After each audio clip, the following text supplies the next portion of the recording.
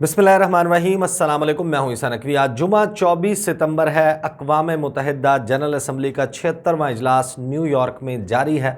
साथ के साथ पूरी दुनिया के जो सदूर वज़राए आज़म, वज़राए ख़ारजा, डेलीगेशंस वो पहुँचे हुए हैं। अमरीका कुछ इस वक्त वाशिंगटन में मौजूद हैं, कुछ न्यूयॉर्क में मौजूद हैं।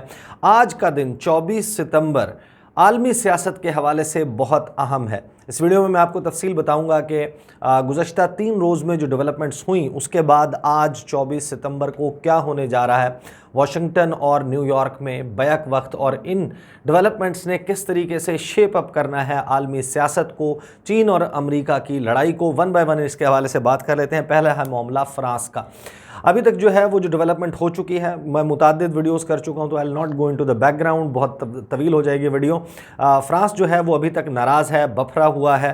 जो ऑकस इत्तेहाद वजूद में आया जिसमें अमेरिका, बरतानिया और ऑस्ट्रेलिया शामिल हैं, उसके बाद फ्रांस ने फैसला किया था कि वो अपने सफ़ीर अमेरिका और कैनबरा यानी कि ऑस्ट्रेलिया के दारुल हुकूमत से वापस बुला रहा है। उसके बाद बड़ी कोशिश की गई, डिप्लोमेटिक एफर्ट्स किए गए, भारत की तरफ से अप्रोच किया गया फ्रांस को, उसको मनाने की कोशिश की गई कि चीन के ख़िलाफ़ फ्रांस को जो है वो ये तमाम इत्तेहाद जो है अमेरिका और उसके इत्तेहादी वो इम्पॉर्टेंट मुल्क तस्वुर करते हैं, वो चाहते हैं कि इंडो पैसिफिक रीजन में फ्रांस उनके साथ मिलकर चले।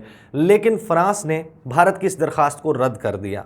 फ्रांस ने यह फैसला किया पहले तो कि बरतानिया के साथ जो उनके वज़राए दिफा के दरमियान मुज़ाकरात होने थे उनको कैंसिल कर दिया, वो मीटिंग नहीं हो रही। और अब साइड लाइन्स पर न्यूयॉर्क में जो इस वक्त चल रहा है अक़वाम मुत्तहिदा जनरल असम्बली इजलास, उसकी साइड लाइन्स पर 3 ममालिक का वज़राए ख़ारजा का इजलास होना था। फ्रांस के वज़ीर ख़ारजा, ऑस्ट्रेलिया के वज़ीर ख़ारजा और भारत के वज़ीर ख़ारजा, इन 3 वज़राए ख़ारजा का इजलास पहले से तयशुदा था। ये ट्राइलेटरल सैफरी की मुज़ाकरात होने थे साइड लाइन्स ऑफ UNGA, लेकिन फ्रांस ने आखिरी वक्त पर ऑस्ट्रेलिया की मौजूदगी की वजह से इनकार कर दिया। वाज़े नज़र आ रहा है कि फ्रांस ऑस्ट्रेलिया को बख्शने के लिए, माफ़ करने के लिए तैयार नहीं है। जाहिर है कि ये वो ममालिक हैं जो अपने बिज़नेस इंटरेस्ट को, अपने मफादात को देखते हैं, उनको मुकद्दम समझते हैं।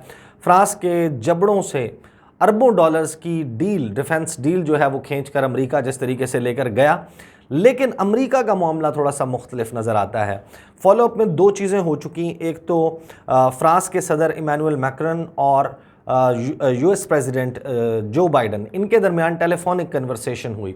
उस गुफ्तगू में मामला थोड़े से बेहतर हुए हैं, लेकिन इनको मुकम्मल तौर पर यह नहीं कहा जा सकता कि बैक टू नॉर्मल, नहीं इसको कहा जा सकता कि ताल्लुकात नॉर्मल होने की तरफ जा रहे हैं, क्योंकि इस कन्वर्सेशन के बाद फ्रांस ने एक फ़ैसला तो किया कि फ्रांस ने कहा कि हम अमेरिका अपना सफ़ीर वापस भिजवा रहे हैं, अलबत्ता वो ऑस्ट्रेलिया अपना सफ़ीर जो है वो वापस नहीं भेजेंगे। इसके फॉलोअप में लौदगियाँ जो कि फ्रांस के वज़ीर ख़ारजा हैं उनकी और अमेरिका के वज़ीर ख़ारजा एंटनी ब्लिंकन की मुलाकात हुई। इस मुलाकात के बाद जो कमेंट्स पास किए हैं एंटनी ब्लिंकन ने, वो वाज़े इशारा कर रहे हैं कि फ़्रांस के साथ मामलात ठीक नहीं हुए, क्योंकि उन्होंने कहा कि जो अब बदएतमादी पैदा हुई है फ्रांस और अमेरिका के दरमियान, ये बहुत आसानी से ठीक होने वाली नहीं है। कई माह लग सकते हैं फ्रांस को मनाने में। ये सूरत हाल है इस वक्त फ्रांस अमेरिका, फ्रांस बरतानिया और फ्रांस ऑस्ट्रेलिया ताल्लुकात की। भारत की जो कोशिश थी कि भारत दरमियान में कोई रिकन्सिलिएशन का मसालेहत का किरदार अदा करे, इनके दरमियान सुलह सफ़ाई करवाए, भारत को जो है वो एक तरीके से ना कर दी गई है, शटअप कॉल दे दी गई है कि आप इस मामले में दरमियान में ना आएँ।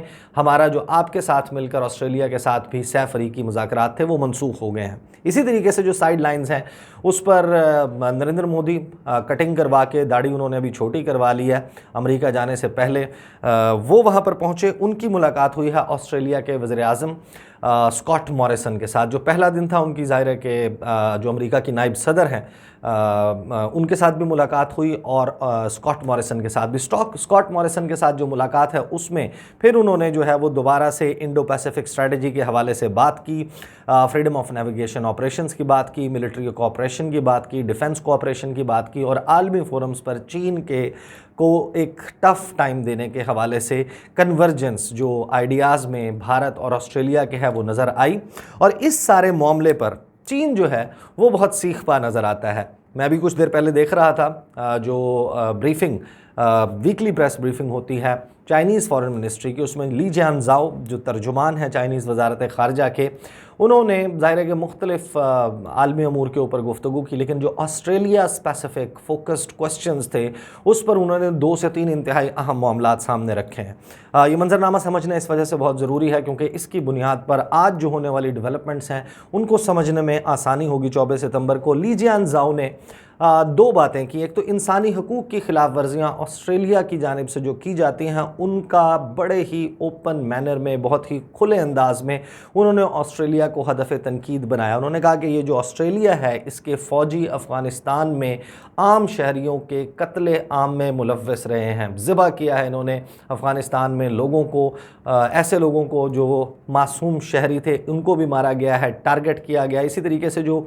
लास्ट ड्रोन स्ट्राइक जो है हुई काबुल में जिसमें आम शहरी मारे गए थे, उसमें अमेरिका को भी सख्त तनकीद का निशाना बनाया। और साथ ही चीन ने कहा कि ऑस्ट्रेलिया के जो कैंप्स बने हुए हैं जहां पर इमिग्रेशन के हुसूल के लिए मुख्तलिफ मुल्कों के लोग कश्तियों के ज़रिए या किसी भी तरीके से जब ऑस्ट्रेलिया पहुंच जाते हैं उनके लिए बाकायदा स्पेसिफिक डिटेंशन सेल्स बनाए गए हैं। वहाँ पर उन पर टॉर्चर भी होता है और उनकी जो मेंटल हेल्थ है, जो उनकी जहनी सेहत है वो दिगरगू है। और ऐसे ममालिक पूरी दुनिया को ह्यूमन राइट्स का लेक्चर देते हुए नज़र आते हैं। उन्होंने ऑस्ट्रेलिया के ऊपर स्पेसिफिक जो है वो 3-4 मौक़े के ऊपर गुफ्तगू की इस ब्रीफिंग के दौरान। साथ ही जो ली जियानज़ाओ हैं उन्होंने ये भी कहा कि ऑस्ट्रेलिया अपने क्रीडेंशियल्स बताए कि जो न्यूक्लियर नॉन प्रोलिफरेशन की कमिटमेंट है कि एटमी असलहे की जो फैलाव है उसको रोकने के हवाले से मुख्तलिफ ममालिक की कमिटमेंट है, उसमें चीन ने 2 ममालिक को क्वेश्चन कर लिया। एक अमेरिका जो कि एटमी आबदोज़ें ऑस्ट्रेलिया को फराहम कर रहा है और दूसरा ऑस्ट्रेलिया जो उनको हासिल करने पर, उनको लेने पर राज़ी है। ये दोनों ममालिक के ऊपर सवालिया निशान लगाते हैं। साथ ही उन्होंने कहा कि जो इंटरनेशनल एटॉमिक एनर्जी एजेंसी है, जो बैनुल-अक़वामी इदारा है जो एटमी तवानाई के हवाले से मामलात को देखता है, उससे भी ये कहा गया कि आप इस मामले को देखें कि किस तरह अमेरिका एक नॉन न्यूक्लियर स्टेट को न्यूक्लियर वेपन्स जिनकी पोटेंशियल है वेपन्स में कन्वर्ट होने का, उनकी सप्लाई और न्यूक्लियर एनर्जी की सप्लाई कर रहा है। तो ये मामला है जी चीन का, जो चीन इस वक्त बफरा हुआ गुस्से में, उसके तेवर जो हैं वो बड़े सख्त नज़र आ रहे हैं। इसी तरीके से एक बहुत ही इंपॉर्टेंट साइडलाइंस के ऊपर मुलाकात हुई। आसियान है जी, association of South East Asian nations. ये वो ममालिक हैं जिनमें ज़ाहिर है कि चीन का बहुत ज़्यादा इंटरेस्ट है, अमेरिका का भी बहुत ज़्यादा इंटरेस्ट है। इंडो पैसिफिक रीजन में जो मेन ममालिक हैं उसमें इंडोनेशिया, मलेशिया, लाओस, कंबोडिया, इसी तरीके से जो दीगर सिंगापुर समेत ये वो पूरी पट्टी है जो Strait of Malacca, South China Sea के लेफ़्ट राइट के ऊपर जो ममालिक हैं आबाद हैं, ये ममालिक हैं। इनके वज़राए ख़ारजा के साथ मुलाकात की अमेरिका के वज़ीर ख़ारजा एंटनी ब्लिंकन ने। इसकी जो तफसील सामने आ रही है उसके मुताबिक अमेरिका ने बाकायदा इन ममालिक को दाना डालना शुरू कर दिया है। ऑलरेडी वी नो कि जो मुलाकात हुई थी G7 ममालिक की कार्बस बे में 12 जून को, उसमें अमेरिका और इन 7 बड़े ममालिक ने, ग्रुप ऑफ 7 ने यह तय किया था कि एक B3W नामी इनिशिएटिव लॉन्च किया जाएगा चीन के बेल्ट एंड रोड इनिशिएटिव को काउंटर करने के लिए। और मुख्तलिफ ममालिक जहाँ पर चीन इंफ्रास्ट्रक्चर प्रोजेक्ट्स बना रहा है उनको जो है वो चीन से दूर करने के लिए वहाँ पर इंफ्रास्ट्रक्चर प्रोजेक्ट्स में इन्वेस्टमेंट की जाएगी और उनको कहा जाएगा कि आप चीन के साथ अपने ताल्लुकात जो हैं उनको कट टू साइज़ करें, उनको डाउनग्रेड कर लिया जाए। अब उसका आगाज़ होता हुआ नज़र आ रहा है। आसियान के फॉरेन मिनिस्टर्स के साथ जब गुफ्तगू की उसमें ट्रेड, इन्वेस्टमेंट और इन तमाम मामलात पर बात की गई। और साथ ही जो इंडो पैसिफिक रीजन है, साउथ चाइना सी है, स्ट्रेट ऑफ मलाका है, पैसिफिक ओशन है, इंडियन ओशन है, यहाँ पर एक कन्वर्जेंस क्रिएट करने की कोशिश की जा रही है कि ये ममालिक अमेरिका जो है उसके साथ खड़े हो जाएं इस रीजन में चीन के ख़िलाफ़। और इनमें से बहुत सारे ममालिक हैं जिनके चीन के साथ पानी के जो हदूद हैं उसके तनाज़े मौजूद हैं। तो इन ममालिक को तोड़ना कुछ बहुत ज़्यादा मुश्किल भी नहीं है, लेकिन ये वो तमाम ममालिक हैं जिनका जो सबसे बड़ा तजारती पार्टनर है, ट्रेडिंग पार्टनर है, वो चाइना है। और ये वो मामला है जो चीन को एक एज देता है अमेरिका के ऊपर कि वो कम अज़ कम इन ममालिक को ये ज़रूर मजबूर कर सकता है कि वो इस कॉन्फ्लिक्ट में जो चीन और अमेरिका के दरमियान चल रही है इसमें न्यूट्रल रहें। ये बहुत इंपॉर्टेंट डेवलपमेंट हुई आसियान के हवाले से। इसके अलावा चीन और अमेरिका के सुदूर इनके खिताब में तफसील सामने रख चुका हूँ, उसने माहौल कैसा बनाया हुआ है। और आज वज़ीर आज़म इमरान ख़ान वो खिताब करेंगे अक़वाम मुत्तहिदा जनरल असम्बली के इजलास से। ये खिताब जो है वो होगा रात के वक्त, पाकिस्तान के वक्त के मुताबिक 9 घंटे का फ़र्क है पाकिस्तान और न्यूयॉर्क का जो टाइम है उसमें तकरीबन 9 घंटे का फ़र्क है। आफ्टरनून का टाइम दिया गया है, तो उसके मुताबिक पाकिस्तानी वक्त के मुताबिक तकरीबन रात हो चुकी होगी। उस वक्त पाकिस्तान के वज़ीर-ए-आज़म का खिताब होगा। उन्होंने इंतहाई अहम मामलात पर बात करनी है। कश्मीर का मसला है, अफ़गानिस्तान का मामला है, जो इस्लामोफोबिया का मसला है, क्लाइमेट चेंज के मामले के ऊपर उन्होंने बात करनी, और एक स्पेशल फोकस जो है वो करप्शन के ऊपर जो है वो मौजूद होगा। वज़ीर-ए-आज़म इमरान खान के ख़िताब का उसके ऊपर वो फोकस रखेंगे, और साथ ही उसमें जो गुफ्तगू है उनकी गुफ्तगू में ये मामला भी शामिल होगा कि किस तरह फ़्लाइट ऑफ कैपिटल होता है।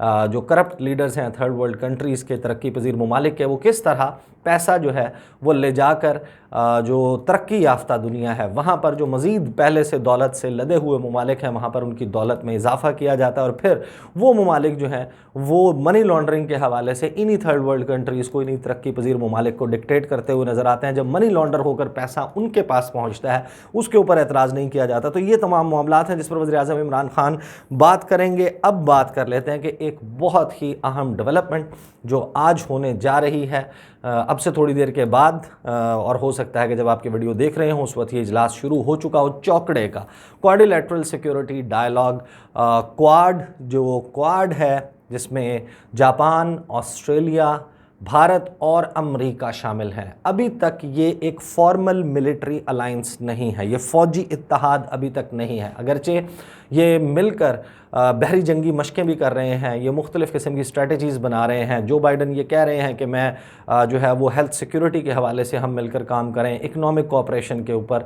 काम करें, और इंडो पैसिफिक रीजन के हवाले से हमारी जो पॉलिसी है उसमें कन्वर्जेंस मौजूद है, इत्तफ़ाक़ राय मौजूद है। लेकिन ये पहला बिलमुशाफ़ा इजलास होने जा रहा है, सरबरा इजलास क्वाड कंट्रीज़ का, इन 4 ममालिक का। मकसद है इनका चीन को कर्टेल करना, उसके बढ़ते असर व रसूख को कम या फिर ख़त्म करना।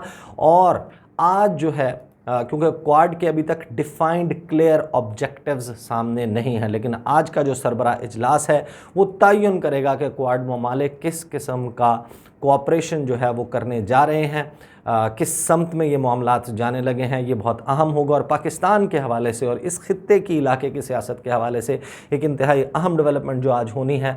क्वाड की मीटिंग से पहले, चौकड़े के इजलास से पहले भारत के वज़ीर-ए-आज़म नरेंद्र मोदी की मुलाकात होगी अमेरिका के सदर जो बाइडन के साथ। इसमें हमें ऑलरेडी ये नज़र आता है, और अपनी तकरीर में वो जिस तरीके से एग्जॉनरेट करते हुए, बख्शते हुए, इस्तिस्ना देते हुए नज़र आते हैं भारत को। भारत में जो अक़लियतों पर जिस किस्म के मज़ालिम ढाए जाते हैं, वहाँ पर जो इंसानी हकूक़ की ख़िलाफ़ वर्जियाँ, उस पर अमरीकी सदर कोई बात नहीं करते। आज इस बायलैटरल मुलाकात का जो एलामिया है, जो जॉइंट स्टेटमेंट है, वो बहुत अहम होगी कि अमरीका बाकायदा भारत को जिस तरीके से अपना पिट्ठू बनाया हुआ है उसको बाकायदा मुलाजमत के ऊपर रखने लगा है या नहीं, ये मामला किस तरीके से चलेगा, ये वो तमाम मामलात हैं। इनके ऊपर इंशाल्लाह मैं आपके पास ये बताऊंगा। आपको मंजरनामा वाज़े करना बहुत ज़रूरी था कि आज का दिन 24 सितंबर बहुत अहम होगा, और अक़वाम मुत्तहिदा पर पूरी दुनिया की नज़रें लगी हुई हैं, मेरी भी वहाँ पर नज़रें लगी हुई हैं, बहुत सारे लोग हैं उनसे मैं मुसलसल राब्ते में भी हूँ, क्या चल रहा है वहाँ पर। तो इंशाल्लाह इसके हवाले से रात को